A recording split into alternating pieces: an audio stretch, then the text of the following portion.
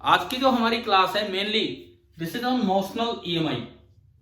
पिछली जो क्लास थी हमारी वो स्टेटिक ईएमआई पे थी, तो आज की क्लास चलेगी नोशनल ईएमआई पे। मैंने पीछे एक लेक्चर आपके लिए डाला था, रेगुलर क्लास होने के बाद, लाइव लेक्चर होने के बाद एक रिकॉर्डेड लेक्चर भी डाला था। उसमें आखिरी पार्ट, आधा पार्ट स्टेटिक ईएमआई का था और आधा पार्ट ईएमएफ से रिलेटेड था। देखा या नहीं देखा वो वाला लेक्चर, पिछला लेक्चर जो आपकी प्लेलिस्ट में है? भाई जवाब दिया करो आप लोग, इतनी इतनी देर चुप ना रहे। तो आज हम मोशनल ईएमआई पे स्टार्ट करते हैं। मोशनल ईएमआई पे हम अपना लेक्चर ले रहे हैं, तो सीधा क्वेश्चंस के थ्रू हम स्टार्ट कर रहे हैं। पहला सवाल, इसी से रिवीजन हो जाएगा क्वेश्चन से ही। पहला सवाल यह है कि एक रोड है, इस रोड की लेंथ है L। इस रोड को एक एंड के अबाउट हिंज किया है, इस रोड को एक एंड के अबाउट हिंज किया है और इसको घुमाया गया है विद एंगुलर वेलोसिटी ओमेगा। और यहां मैग्नेटिक फील्ड है अंदर की तरफ B, पूरे इलाके में मैग्नेटिक फील्ड अंदर की तरफ D है। ये रोड का मिड पॉइंट है और ये एंड है Y, ये एंड है X। तो आपको बताना है कि find EMF induced in the part CY। पहले भी किया हुआ होगा लेकिन एक बार एक रिवीजन के लिए हम लेके चल रहे हैं। Find EMF induced in the portion CY। CY part में कितना ईएमएफ इंड्यूस होगा ये आपको बताना है।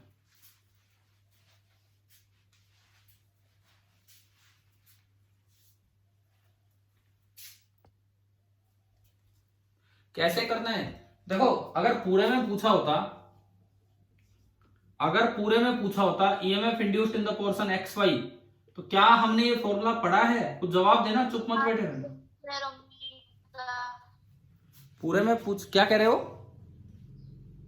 3b omega L square by. हाँ सही है, सही है। देखो, पूरे में पूछा होता तो ये फॉर्मूला हम लगा देते, क्योंकि इसका एक एंड हिंज है।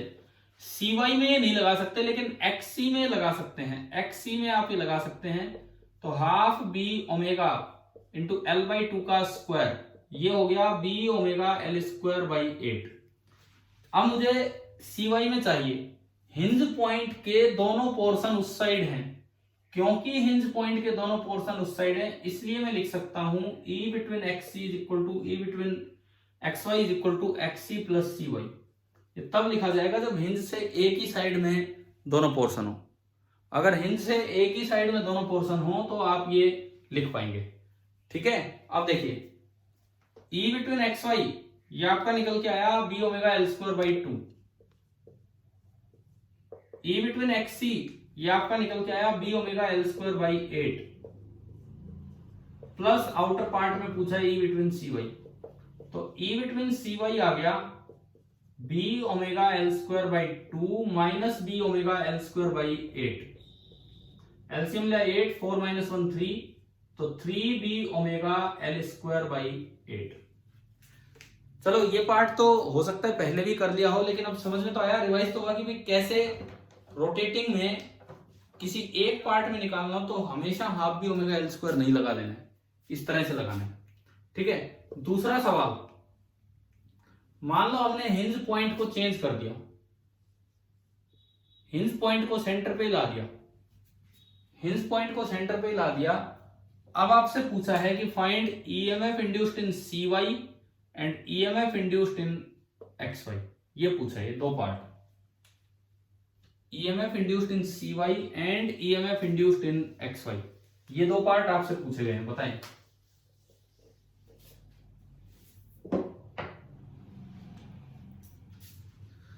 CY और XY में कितना ईएमएफ इंड्यूस होगा, ये हमें जवाब देना है अब यहां पे।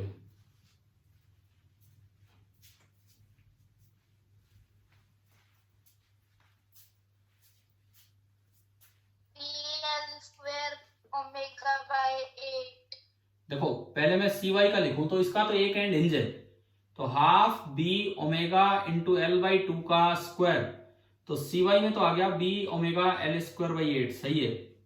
अब XY में कितना होगा? XY में 0 क्यों? सही है, आंसर सही है, आंसर बिल्कुल सही है, 0 होगा। लेकिन क्यों होगा 0? अपोजिट डायरेक्शन में। हाँ देखो, अब फ्लेमिंग रूल को भी यहां से रिवाइज कर लेते हैं। फ्लेमिंग राइट हैंड रूल, ये जो पोर्शन है ये नीचे आना चाह रहा है और ये जो पोर्शन है ये ऊपर जाना चाह रहा है, जिस तरह रोटेशन है। राइट हैंड की पहली उंगली बी की तरफ, तो पहली उंगली अंदर, अंगूठा मोशन की तरफ, तो मोशन नीचे तो अंगूठा इधर, तो दूसरी उंगली आगे जा रही है सी टू वाई, यानी कि इस पार्ट में करंट जाना चाहेगा सी टू वाई। अगर करंट जाना चाहेगा सी टू वाई तो इलेक्ट्रॉन आना चाहेंगे वाई टू सी, और इलेक्ट्रॉन वाई टू सी आएंगे तो ये माइनस बनेगा और ये प्लस बनेगा, और बीच में इतना ईएमएफ इंड्यूस होगा B omega L square by 8। अब इधर देखो, अब इधर इस पार्ट में भी ऐसा ही होगा, लेकिन डायरेक्शन अपोजिट होगी। पहली उंगली बी की तरफ, अंगूठा खुद ही ऊपर की तरफ है जिधर ये जा रहा है, तो दूसरी उंगली बाहर बन रही है, तो करंट आना चाहेगा सी टू एक्स। अगर करंट सी टू एक्स आना चाहेगा तो इलेक्ट्रॉन्स जाएंगे X to C. Electron X to C गए तो ये नेगेटिव ये पॉजिटिव, और बीच में वही B omega L square by 8। तो अब जब आप x से लेके y तक देखोगे तो x से y जाओगे तो एक बार तो पोटेंशियल कम हुआ इतना प्लस से माइनस, और एक बार माइनस से प्लस गए तो इतना ही बढ़ा। एक बार इतना कम हुआ और एक बार इतना बढ़ा, तो नेट चेंज इन पोटेंशियल कितना हो जाएगा? एक बार पोटेंशियल कम हुआ, हाँ एक बार पोटेंशियल कम हुआ और एक बार बढ़ा, तो जो नेट चेंज इन पोटेंशियल है वो आपका इतना ही हो जाना है। ठीक है, क्या ये बताओ, क्या यहां तक ये समझ में आ गया कि नहीं? अब बात ये आती है कि अगर मान लो बिल्कुल सेंटर पे ना होके कहीं इस तरह से होता। तीसरा सवाल मैं लेता हूं, सेंटर पे ना होके ये हिंज पॉइंट इस तरह से होता, ये पॉइंट x, ये पॉइंट y, L लेंथ की रोड है और हिंज पॉइंट यहां है एक एंड से L/4 पे, और इसके अबाउट ये घूम रही है विद एंगुलर वेलोसिटी ओमेगा, और पूरे इलाके में मैग्नेटिक फील्ड है अंदर की तरफ D। पूरे इलाके में मैग्नेटिक फील्ड है अंदर की तरफ, और जो आपका B है ये आपको दिया गया है। अब आपको यह बताना है कि इस पूरी रोड में ईएमएफ इंड्यूस कितना होगा। Find EMF induced in the rod X Y.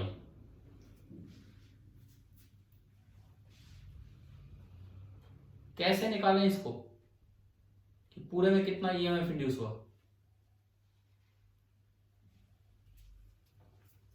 7b omega square upon में 16। चलो मैं आपका आंसर लिखता हूं, 7b omega L square upon 16, ये इनका आंसर आया। कैसे आया, कोई जवाब देंगे? किस तरीके से आपने कैलकुलेट किया?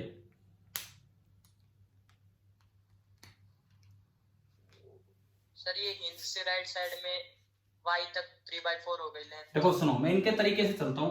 आपने क्या किया, आपने एक बार सी वाई, एक बार अपना नाम बताओ पहले।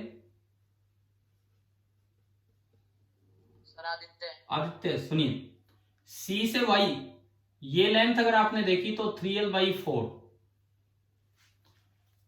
एक एंड हिंज है और ये ओमेगा से नीचे आ रहा है। तो देखो फ्लेमिंग राइट हैंड रूल लगाएंगे, पहली उंगली बी की तरफ अंदर, अंगूठा नीचे की तरफ, तो दूसरी उंगली उधर जा रही, तो करंट उधर गया तो इलेक्ट्रॉन इधर आए, तो ये नेगेटिव बना, ये पॉजिटिव, और ईएमएफ इंड्यूस हुआ E1 मैंने बोल दिया हाफ, क्योंकि एक एंड हिंज है, बी ओमेगा 3L/4 का स्क्वायर, तो ये 4 का square 16 into 2 32, 9b omega L square by 32। ये तो आ गया इधर वाले पोर्शन में। इसके बाद फिर आप इधर गए, इधर वाले पार्ट में ये एंड हिंज है, लेंथ है L/4। हाँ ठीक है, देखते हैं, सुनो देखते हैं इसमें पहले क्या होगा। L/4 ये है, पहली उंगली बी की तरफ, अंगूठा ऊपर ही है क्योंकि ये ऊपर जा रहा है ये पोर्शन, तो दूसरी उंगली इधर, तो करंट इधर आएगा तो इलेक्ट्रॉन उधर जाएंगे, तो इलेक्ट्रॉन उधर जाएंगे तो एक्स से सी ये नेगेटिव बनेगा, ये पॉजिटिव, और बीच में जो ईएमएफ इंड्यूस हुआ E2 that will be half B omega L by 4 का स्क्वायर, क्योंकि एक एंड हिंज है तो ये लगा सकते हैं, तो ये आया B omega L square by 32। इसका मतलब इस रोड में हमें ये पता लगा कि ये जो रोड है हिंज तक तो जो ईएमएफ इंड्यूस हुआ है वो हुआ है plus minus B omega L square by 32, और उससे आगे हुआ है minus plus 9/32 B omega L square. अब ये x है और ये y है, y हाई पोटेंशियल पे है x के मुकाबले। सपोज मैं vy माइनस vx लिखना चाहता हूं, तरीका देखें आप ध्यान से, vy माइनस vx में लिखना चाहता हूं तो उसके लिए चेंज का मतलब होता है फाइनल माइनस इनिशियल। तो मुझे कैसे चलना चाहिए, x से y जाना चाहिए, y से x जाना चाहिए। चेंज का मतलब होता है फाइनल माइनस इनिशियल, तो इनिशियल x है और फाइनल y है, तो मुझे x से y चलना चाहिए। चलो जी चलते हैं, x से y। पहली एंट्री प्लस से है कि माइनस से? पहली एंट्री प्लस से अगर एंट्री है तो हमें याद होना चाहिए कि हम लिखते थे माइनस के साथ, B omega L square by 32, और अगली एंट्री माइनस से है तो प्लस के साथ 9/32 बी ओमेगा एल स्क्वायर। तो ये आया 8/32, 8/32 बी ओमेगा एल स्क्वायर, यानी 1/4। ये तो आंसर शायद आपने गलत बोल दिया, 7/16। क्या समझ में आ रहा है? इसका आंसर बन रहा है 1/4 B omega L square, 1/4 B omega L square. आप बताओ क्या ये समझ में आया कि नहीं आया, कैसे करना चाहिए था ये सवाल? Yes sir. क्या इसको करने का कोई अल्टरनेट तरीका बताया था पहले, या दो पार्ट्स में ही करना सिखाया है कि डायरेक्ट एक बार में आंसर आ जाए एक सिंगल स्टेप में? देखो मैं अभी बता देता हूं, अगर पहले नहीं भी हुआ हो तो अब देख लीजिए। क्या हमने ये पढ़ा है कि जब रोड ट्रांसलेट करती है तो ईएमएफ इंड्यूस होता है बीएलवी? हाँ जी भैया पढ़ा है ना? तो उस तरीके से देखो, अब डायरेक्ट इसका अल्टरनेट तरीका सुनिए। If hinge point is somewhere else, centre के बजाय अगर हिंज पॉइंट कहीं बाहर हो, इधर उधर हो, तो जो ई टोटल होगा, मतलब पूरी रोड में, ई कंप्लीट रोड में होगा, उसका फॉर्मूला, चाहे वो रोटेट कर रही हो, आप ये फॉर्मूला लगा दो, B into total length into velocity of centre of the rod. बस बीएलवी वाला फॉर्मूला ही लग जाएगा और उससे आंसर सही आएगा। अभी देखो, अभी आपका आंसर आया 1/4 बी ओमेगा एल स्क्वायर। इसमें अप्लाई करते हैं, इसमें चेक करते हैं डायरेक्ट ये कैसे। इस रोड का सेंटर कहां है? रोड का सेंटर बिल्कुल मिड पॉइंट पे, यानी कि जो रोड का सेंटर है वो एंड से L/2 इधर है। रोड का सेंटर एंड से L/2 इधर है। अगर एंड से L/2 इधर है तो सेंटर जिस सर्कल में घूम रहा होगा उस सेंटर का रेडियस क्या होगा? भाई ये हिंज पॉइंट रहा, ये फिक्स पॉइंट है, तो सेंटर जिस सर्कल में घूम रहा है उस सर्कल का रेडियस क्या है? बताओ। सेंटर जिस सर्कल में घूम रहा है उसका रेडियस क्या है? L/2 माइनस L/4 दिख रहा है? आ रहा है क्या समझ? सेंटर जिस सर्कल में घूमेगा उसका रेडियस होगा ये, यानी कि L/2 माइनस L/4। तो जो रेडियस आया वो आया L/4। समझ में आया यहां तक? जो आपका रेडियस आया दैट इज L/4। ठीक है, अगर रेडियस L/4 है तो वेलोसिटी ऑफ द सेंटर होगी ओमेगा इंटू रेडियस, तो वेलोसिटी ऑफ द सेंटर होगी ओमेगा इंटू L/4। चलो जी अब इसमें पुट करते हैं, तो EMF induced in the road B into total length L into velocity of the centre, and velocity of the centre है omega L/4। तो आप बताओ क्या ये आंसर डायरेक्ट आ रहा है कि नहीं? सर एक बार ये रेडियस दोबारा बताना। रेडियस देखिए, पूरी रोड का हर एक पॉइंट इस पॉइंट के अबाउट घूम रहा है, हर पॉइंट सर्कल में घूम रहा है, और सबके सर्कल का सेंटर ये है, सबके सर्कल का सेंटर ये है। तो जो रोड का सेंटर है वो ये है, और रोड का सेंटर यूं घूम रहा होगा, यूं इस पॉइंट के अबाउट, तो ये उसका रेडियस होगा। रोड के सेंटर का जो सर्कल बनेगा उसका रेडियस ये होगा। अब रोड का सेंटर एंड से L/2 दूरी पे है और ये जो हिंज पॉइंट है ये एंड से L/4 पे है, तो रोड का जो मिड पॉइंट है वो इस हिंज पॉइंट से कितनी दूर हो गया, L/2 माइनस L/4। बताओ क्या ये आया क्या समझ में? तो जो रोड का जो सेंटर होगा वो एक सर्कल में घूम रहा होगा जिसका रेडियस है L/2 माइनस L/4 यानी कि L/4। अब जब भी कोई चीज सर्कल में घूमती है, जब भी कोई चीज सर्कल में घूमती है तो उसका जो लीनियर वेलोसिटी होती है that is equal to omega into R. उसकी जो लीनियर वेलोसिटी होती है that is equal to omega into are.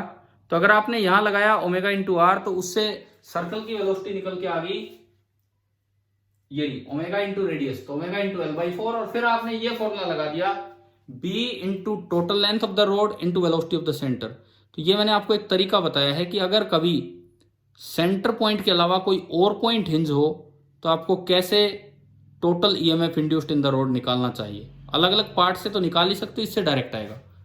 भाई ये वाला पॉइंट आ गया क्या समझ में, b into L total into V centre.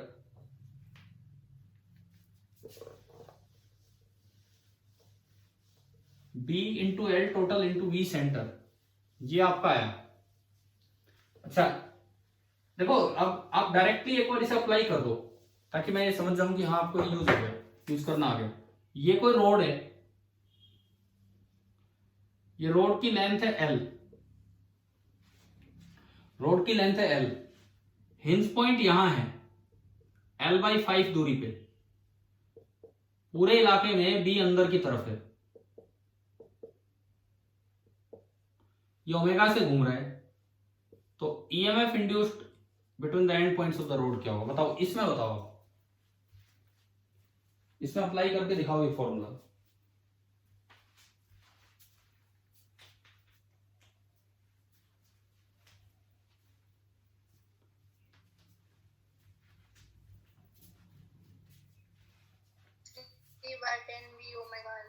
देखो हाँ देखते हैं।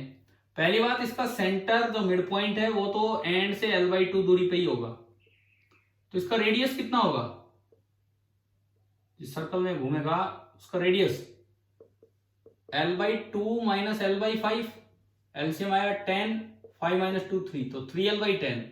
तो जो सेंटर की वेलोसिटी होगी वो तो होगी ओमेगा इंटू आर, तो 3/10 ओमेगा एल।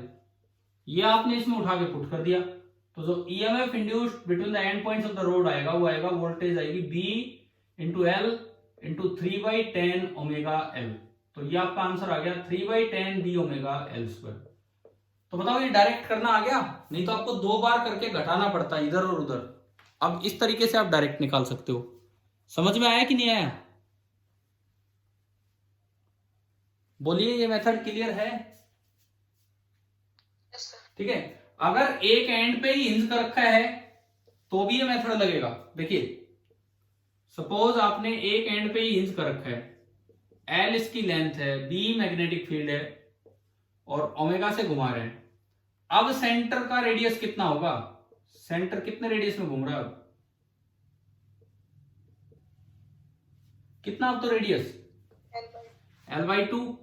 तो जो इसकी वेलोसिटी होगी, velocity of the centre that is omega into R, it means omega into L/2, ये आपने इसमें रखी। तो EMF induced in the rod कितना आया, देखिए B into total length into velocity of centre. तो बताओ क्या ये फॉर्मूला आ गया कि नहीं, half B omega L square. हाँ भाई क्लियर है, समझ में आ गई सारी बातें? ठीक है, अब मोशनल EMI में ये तो रोटेशन वाली बात हुई। ट्रांसलेशन में हम फॉर्मूला यूज कर लेते हैं BLV, तो उसमें भी थोड़ा एंगल का ध्यान रखना होता है BLV में।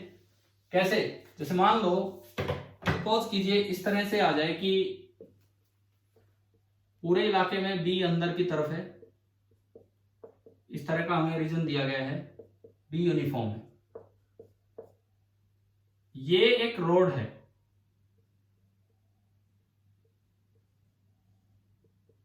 ये एक रोड है जिसकी लेंथ है L,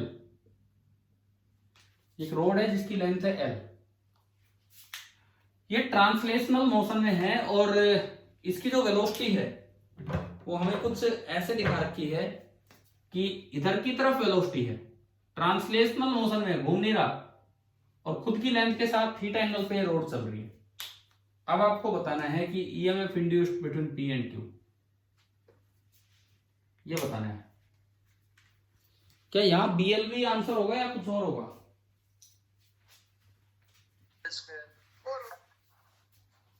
बताओ तो क्या होगा, बताओ, थोड़ा सोच समझ के बताओ कि क्या होना चाहिए।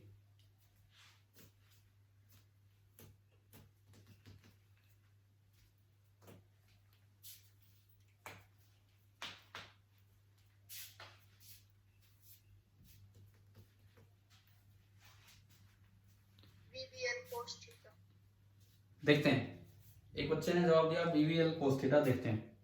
आप क्या करो, ऐसे में लेंथ के दो टुकड़े कर लो, एक अलोंग वेलोसिटी और एक परपेंडिकुलर टू वेलोसिटी। तो अलोंग द वेलोसिटी जो लेंथ का कंपोनेंट होगा वो तो होगा L cos theta, and perpendicular to the velocity जो लेंथ का कंपोनेंट होगा वो होगा एल साइन थीटा। तो ये एल कोस थीटा और ये एल साइन थीटा। अब आप क्या करो, इसको दो अलग अलग रोड बनाओ। एक एल कोस थीटा लेंथ की रोड है, वो तो इधर जा रही है वी वेलोसिटी से, और एक एल साइन थीटा लेंथ की रोड है, वो इधर जा रही है वी वेलोसिटी से, और दोनों में बी अंदर की तरफ है। अब बीएलवी फॉर्मूला कब लगता है?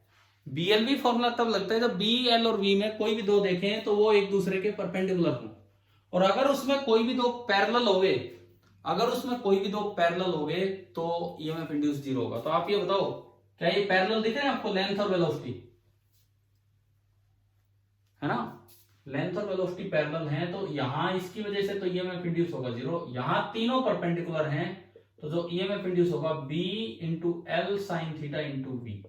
तो बच्चे ने कोस थीटा जवाब दिया था, जबकि आंसर आएगा बीएलवी इंटू साइन थीटा। बताओगे ये समझ आया कि नहीं आया, किस तरह से होना है?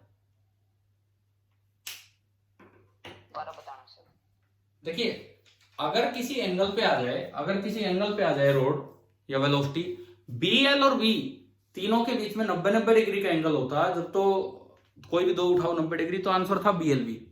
अगर कोई और एंगल है एल और बी या इस तरह से, तो आप कंपोनेंट कर लिया करो। जैसे मैंने एल का कंपोनेंट किया थीटा एंगल पे, थीटा एंगल की तरफ कंपोनेंट होता है कोस थीटा, एंड परपेंडिकुलर डायरेक्शन में होता है साइन थीटा। तो मैंने एल का कंपोनेंट एक तो ये रोड मान ली एल कोस थीटा लेंथ की, और एक ये रोड मान ली एल साइन थीटा लेंथ की। जैसे एक रोड नहीं, दो रोड चल रही है। एल कोस थीटा लेंथ की रोड तो इधर ही जा रही है, और एल साइन थीटा लेंथ की रोड इधर जा रही है। अब जो एल कोस थीटा लेंथ है उसकी वजह से ईएमएफ इंड्यूस होगा जीरो, बिकॉज लेंथ और वेलोसिटी एक दूसरे के पैरेलल हो गए। अगर बी, एल और बी में कोई भी दो एक दूसरे के पैरेलल हो जाते हैं तो ईएमएफ इंड्यूस जीरो होता है। और यहां देखोगे तो बी अंदर, एल साइन थीटा ऐसे, बी उधर, तो कोई भी दो उठाओगे तो वो एक दूसरे के परपेंडिकुलर हैं। कोई भी दो उठाएंगे तो वो एक दूसरे के परपेंडिकुलर हैं, तो फॉर्मूला लग जाएगा बीएलवी, लेकिन यहाँ पे एल है एल साइन थीटा, तो उसकी वजह से जीरो और इस वजह से, तो जो टोटल ईएमएफ इंड्यूस है it is coming out to be BLV into sine theta. तो ये मैंने ऊपर आंसर लिखा। बताओ ये क्या, ये सवाल आ गया समझ में? ठीक है, चलो मैं आगे बढ़ूं। अब कई बार क्या होता है, मोशनल ईएमआई में भी आपको फ्लक्स रूल लगाना पड़ जाता है।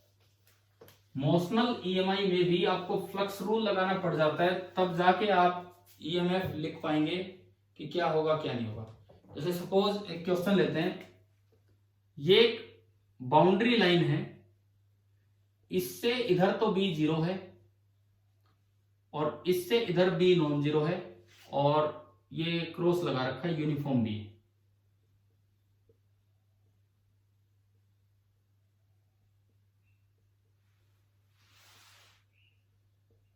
ये जो बी है दिस इज यूनिफॉर्म, ये भी आपका यूनिफॉर्म दिया गया है। एक ये हिंज पॉइंट है, बिल्कुल इसके पैरेलल एक लेंथ है, this is the diameter, this is a conducting coil. ये कॉइल है लेकिन इसका रेजिस्टेंस आर है, रेडियस आर नहीं दे रहा मैं, रेडियस आर नहीं है, रेजिस्टेंस आर है। रेडियस मान लो इसका स्मॉल आर है। ये लाइन बिल्कुल इसके साथ है, बस यूं। और इसको ना इसके अबाउट घुमाया गया with angular velocity omega. Omega constant है। एट टी इक्वल टू 0 आपको ये सिचुएशन दिखाई गई है। एट टी इक्वल टू 0 ये सिचुएशन दिखाई गई है। अब इसमें स्टैटिक ईएमआई नहीं होगा। जैसे जैसे लूप फील्ड के अंदर एंटर करेगा, जैसे जैसे लूप फील्ड के अंदर एंटर करेगा तो इसमें फ्लक्स बढ़ता चलेगा। तो इसका मतलब यहाँ तो मोशनल ईएमआई हो रहा है। आपसे ये पूछा गया है कि आप ये ग्राफ कंप्लीट कीजिए। ओमेगा कांस्टेंट है तो विद टाइम जो करंट इंड्यूस होगा इसका ग्राफ आपको प्लॉट करना है। विद टाइम जो करंट इंड्यूस होगा इसका ग्राफ आपको प्लॉट करना है। अब कैसे करें इसमें बताओ।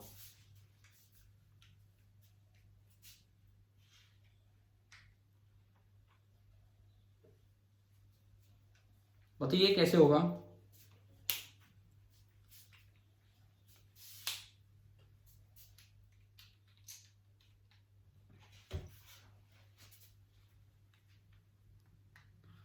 देखो सुनो कैसे होना चाहिए, सुनिए। आप जब इसको घुमाएंगे तो इसका एरिया अंदर जाता चलेगा, ये ऊपर ऊपर वाले पार्ट का एरिया अंदर जाता चलेगा। तो टी टाइम में क्योंकि ये कांस्टेंट ओमेगा से घूम रहा है तो टी टाइम बाद अगर मैं इसका डायग्राम बनाऊं तो ये कुछ ऐसा बनेगा। ये मान लो एट टाइम टी ये डायग्राम है, कुछ एरिया अंदर जा चुका है उसकी वजह से ही फ्लक्स होगा। मैं कहूं कि ये थीटा एंगल अंदर गया, थीटा एंगल अंदर गया। तो जब कोई चीज कांस्टेंट एंगुलर वेलोसिटी से घूमती है, जब भी कोई चीज कांस्टेंट एंगुलर वेलोसिटी से घूमेगी तो एंगल बराबर एंगुलर वेलोसिटी इनटू टाइम हम लगा सकते हैं।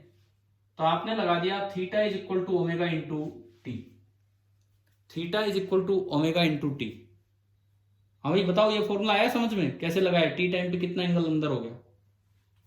ठीक है, अब आप ये बताओ ये एरिया कितना हो गया जो इसका फील्ड के अंदर है, वो एरिया फील्ड के अंदर जो है वो एरिया कितना होगा। यूनिटरी मेथड से आपको याद है कि एरिया होता है half into r square into theta. देखो अगर पूरा 2 पाई एंगल होता, अगर पूरा 2 पाई एंगल होता तो पूरा एरिया होता पाई आर स्क्वायर। रेडियन में चलते हैं हम। यूनिट एंगल होता तो pi r square upon 2 pi, pi से पाई कट गया। और थीटा एंगल है तो r square by 2 into theta. ये मैंने लिखा हाफ आर स्क्वायर थीटा। तो अगर मैं फ्लक्स लिखूं तो ये बी अंदर है, एरिया भी अंदर है। तो जो फ्लक्स इस समय लिखा जाएगा टी टाइम पे वो बनेगा B into area into cos zero. Cos zero is 1। तो जो मैग्नेटिक फ्लक्स आया दैट इज बी, वो तो दे रखा है हाफ आर स्क्वायर थीटा। और थीटा को मैं लिख सकता हूं ओमेगा टी। तो मेरे पास फ्लक्स आ गया as a function of time half B omega into radius का स्क्वायर इंटू टी। फ्लक्स से हम लिख रहे हैं, फ्लक्स रूल से। फ्लक्स रूल से बताओ अब ईएमएफ इंड्यूस कितना होगा।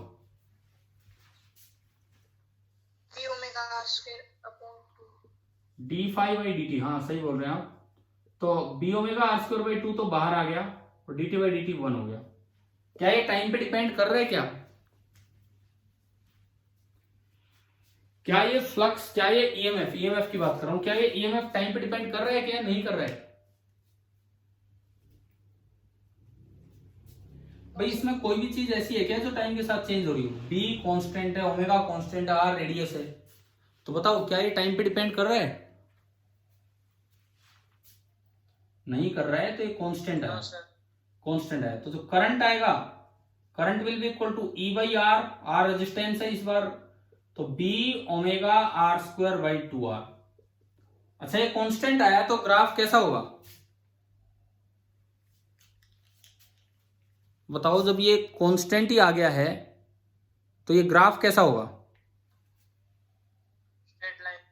स्ट्रेट लाइन होगा। ठीक है, ये जो ग्राफ होना है ये स्ट्रेट लाइन होना है। परंतु एक बात का ध्यान रखना होगा, जब तक ये पूरा एंटर करता है तब तक तो फ्लक्स बढ़ेगा, लेकिन जब ये पूरा आधा उधर हो चुका होगा और उसके बाद ये बाहर निकलेगा तो फ्लक्स कम होगा। तो फ्लक्स अगर बढ़ रहा है, अगर फ्लक्स बढ़ रहा है तो करंट होगा इसको अपोज करने के लिए। ये बी अंदर है तो यूं आएगा एंटी क्लॉकवाइज। तो कुछ देर तो करंट आएगा एंटी क्लॉकवाइज, कुछ देर तक तो करंट आएगा anti clockwise. B omega are square by 2 capital R. कुछ देर तो करंट आएगा एंटी क्लॉकवाइज, ठीक है, लेकिन उसके बाद जब ये आधा उधर हो चुका होगा पूरा, फिर ये बाहर निकलना स्टार्ट करेगा तो फ्लक्स कम होगा। फ्लक्स कम होगा तो इसको सपोर्ट करने के लिए आएगा, तो करंट बन जाएगा क्लॉकवाइज, यानी कि ग्राफ में डायरेक्शन अपोजिट हो जाएगी। इतना ही current minus side B omega are square upon 2r, ये आपका बनेगा।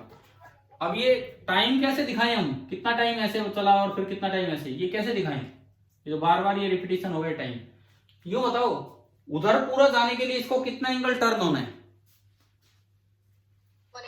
180 डिग्री में मत बोलो, रेडियन में बोलो, कितना एंगल टर्न होना है? Pi radian. Pi radian angle turn होने में कितना टाइम लगेगा ओमेगा एंगुलर वेलोसिटी से?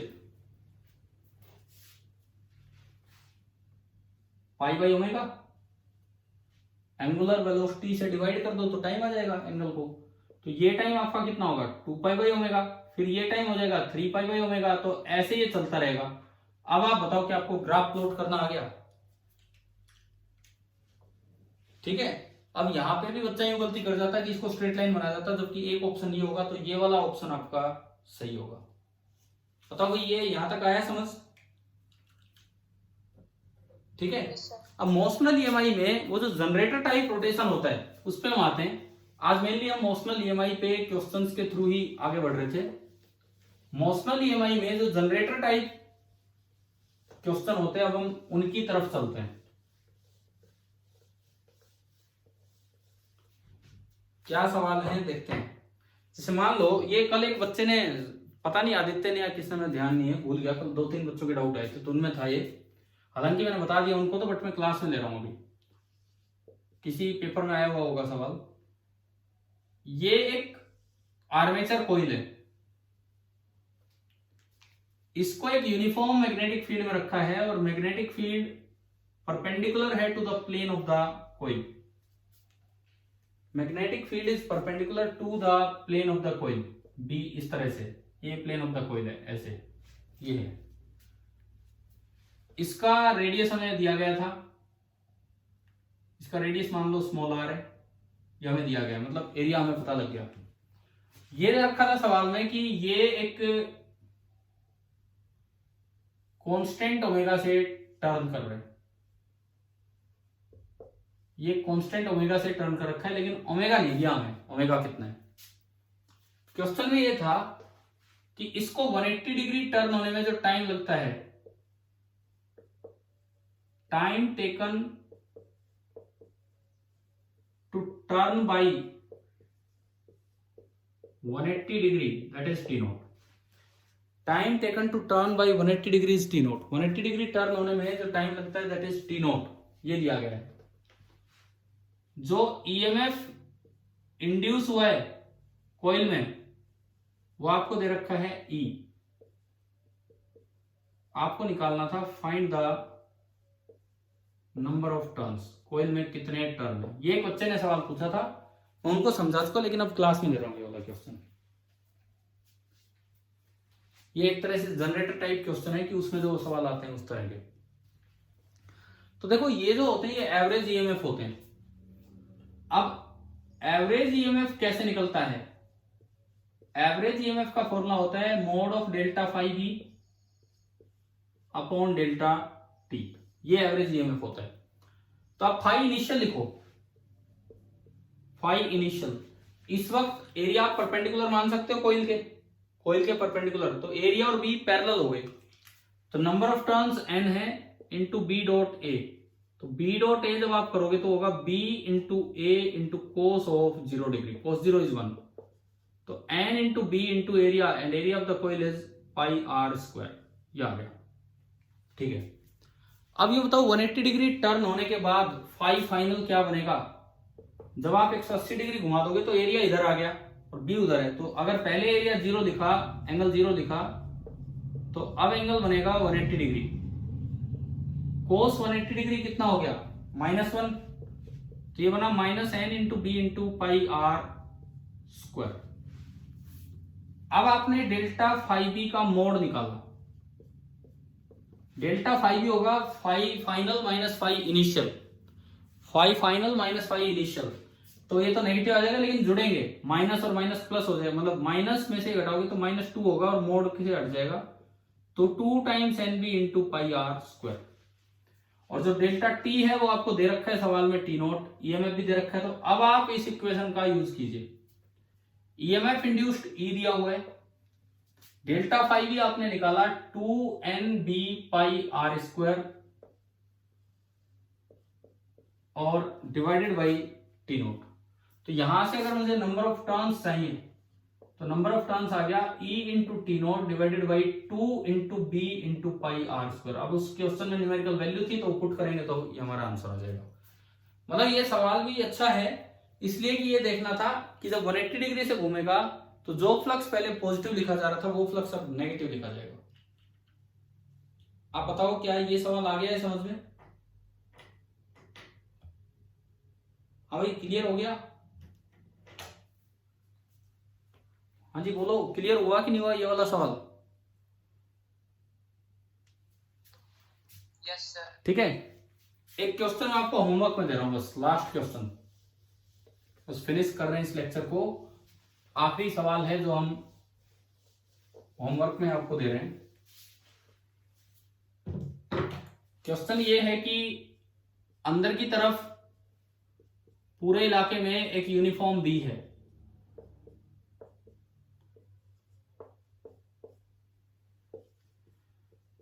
बी यूनिफॉर्म है, यहां पे एक स्क्वायर कॉइल ली जिसकी एज लेंथ है ए,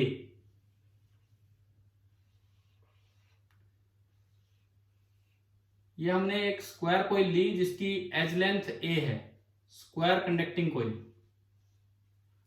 एज लेंथ है ए, और इसको जो है इसके डायमीटर के अबाउट, डायमीटर नहीं सॉरी डायगोनल के अबाउट,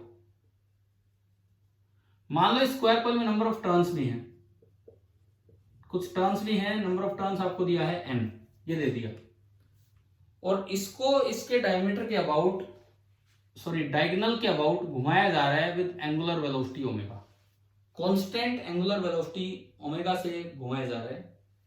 तो आपसे पूछा है कि find the maximum EMF induced in the square loop. चलिए ये वाला क्वेश्चन आप करेंगे।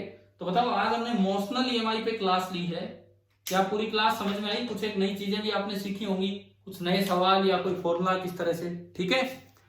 इससे आगे हम कल पढ़ते हैं और ठीक है, थैंक यू।